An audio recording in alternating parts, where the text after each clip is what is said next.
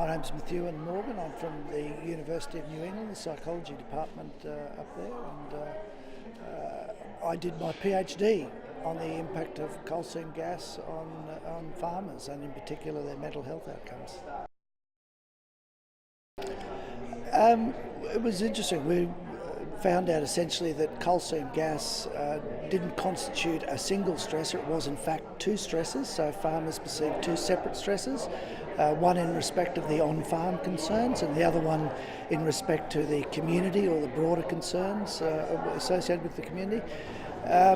We also found that there was an impact on mental health outcomes, in particular depression and stress reactivity, and that when we did a profile, we did a typology on our farmers, we found that there was a group of farmers who were unstressed by the normal vocational stresses that farmers experience, such as weather, time, finance, those sorts of things. They were unstressed by those, but they were stressed by coal seam gas. So coal seam gas actually formed a typology, or the impacts of coal seam gas at least, created a stress typology within our cohort. Just to share the research that we came up with as part of my PhD. It's an opportunity, most academic research garnishes shelves and unread by any number of people. This was an opportunity just to say, this is what we found. It's been peer reviewed and published in international environmental psychology journals, so it was just an opportunity to bring it out of the archives and say, here it is.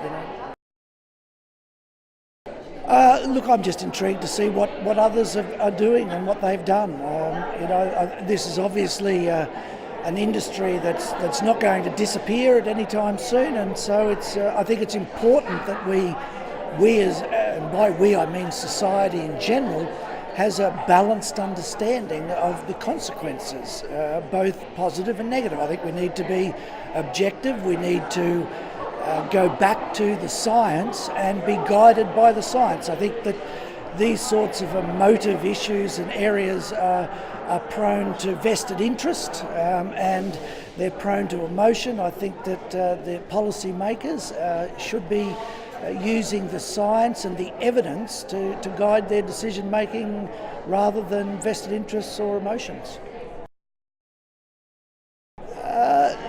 That's a very difficult question, and it's very difficult. A lot of this stuff is hosted in academic papers and in archives that are difficult to access, and some of the traditional sources are probably not as unbiased or objective as they could be. So I think that the best that we can do is you can jump onto Google Scholar, instead of going to Google, try upgrading it to Google Scholar and typing in the keywords and finding what papers have been published and peer reviewed, and I think that's a starting point for people who are genuinely interested in understanding, or at least getting some sort of insight into the science behind this.